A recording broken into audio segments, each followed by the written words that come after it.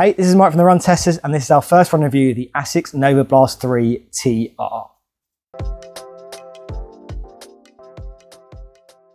The Asics Novablast 3 TR is part of Asics' new nature bathing collection and joins the TR versions of its Gel Cumulus 24 and GT 1000 shoes.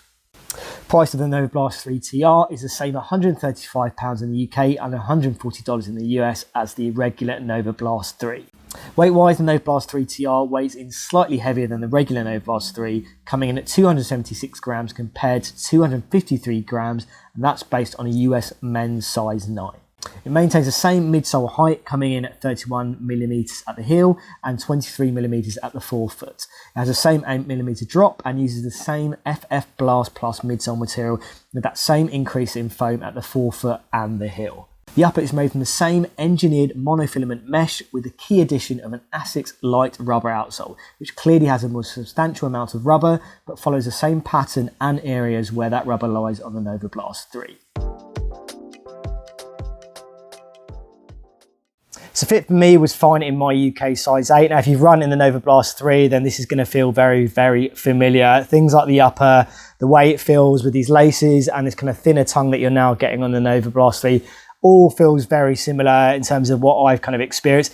It can feel maybe a little bit long, but ultimately I found it okay in terms of my first run in it. So yeah, I would say fit-wise, pretty much true to size, maybe a little bit long up front in the toe box, but generally elsewhere, good hold in the midfoot, comfortable on the top of the foot as well, and a decent amount of padding as well here at the heel, collar too. So in terms of that first run, I did a pretty easy going 10K in this shoe. My legs are still feeling pretty tight from the marathon where Mr. Wheatley did his 2:55 marathon. And yeah, I've just been kind of taking it easy while I've been away after Chicago.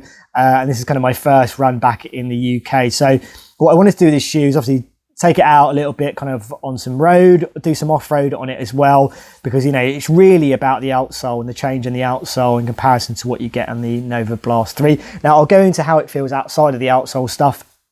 And I will say it feels very similar. You've obviously got that more kind of FF Blast plus foam in the, particularly up in the heel and in the forefoot, and you do still get the similar bounce that you do get in the Novablast 3. I think it feels more controlled and more stable than it has been in previous Novablast, and I think, you know, that for me is a positive.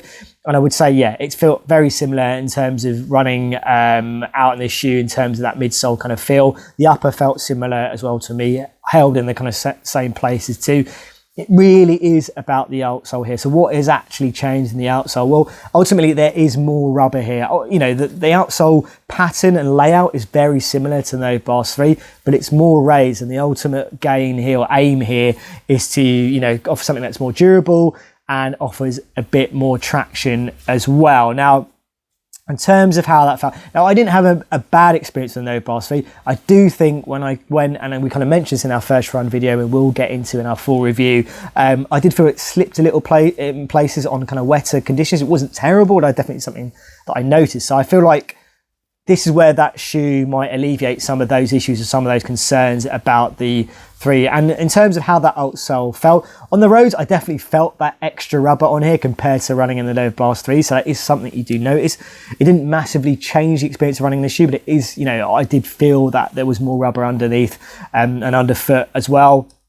I took this out, as you can probably see, out on some mud, some kind of gravelly kind of surfaces as well, and it felt absolutely fine. I wasn't slipping around. As I said, you know, you still feel that kind of additional midsole foam that you're getting here in the Novablast 3.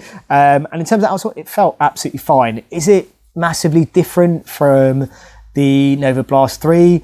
Yes and no. I definitely say, you know, I was running on pretty tired legs, and I did feel that extra outsole underneath, but ultimately I didn't feel the experience of running the shoe was massively different. Maybe it's going to give you a little bit more in terms of that reliability when you go a little bit off-road, and I would say probably lighter trails. I don't think it's going to give you much in terms of tackling really technical, kind of challenging trails, but if you are throwing in a bit more off-road stuff, then I think, you know, this is probably going to give you a bit more in terms of lifespan, in terms of that outsole, and maybe give you a little bit more in terms of grip as well. But I don't think it's a huge amount in terms of what I experienced. But you know, that might be a reason that you will want to go for the Novablast 3 TR. So yeah, for me, the experience of running it in this shoe feels very familiar, near identical to the Novablast 3. That outsole does make a little bit of a difference, I would say. If you are, like I said, if you are a little bit concerned about what you're going to get in terms of the durability and the grip only on kind of lighter trails, then that's probably what this shoe is going to give you. So yeah, generally good solid first run with it. I would like to pick up the pace a little bit more on this. My legs are not really built for it just yet, but you know, there's plenty more testing to be done in this shoe, and see how it compares to Novablast 3 and some other, you know, potential shoes that sit in this category as well.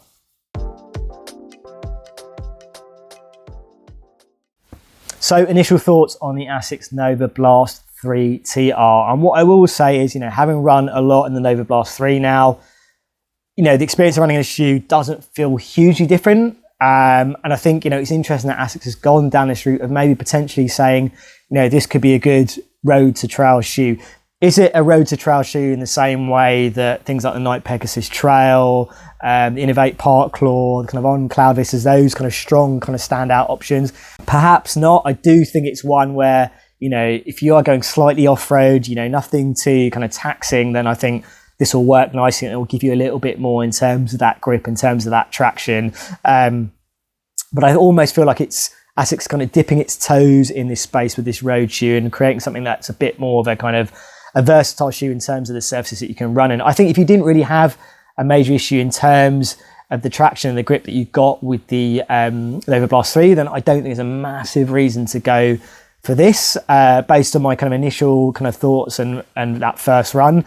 But if you were a little bit concerned or about how well the Novablast 3 worked in terms of going, maybe taking it a little bit off-road, worrying that outsole maybe it's not going to hold up for a long time, then there might be reason to go for this. It's the same price as well as the Novablast 3, so it really is about that outsole, because elsewhere everything else is pretty much the same.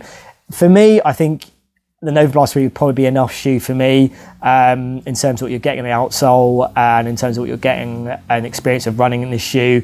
In terms of being a road to trail shoe, I'm not sure it's really in that category just yet. Again, I would need to do a bit more running in it. It felt fine in that first run in terms of the off-road stuff I did in it, but I think, you know, whether it's going to replace something like the Pegasus Trail for me or things like the Park Claw, I'm not 100% convinced in terms of what you're getting, in terms of the traction, the level of trails you can run on, and that kind of feeling you're getting on-road and off-road. So yeah, I think for me, initial thoughts with the Novablast 3 TR, feels pretty solid. I think, yeah, if you don't have a massive issue with the outsole on the 3, then I think the TR is going to have appeal. It's the same price, as I said.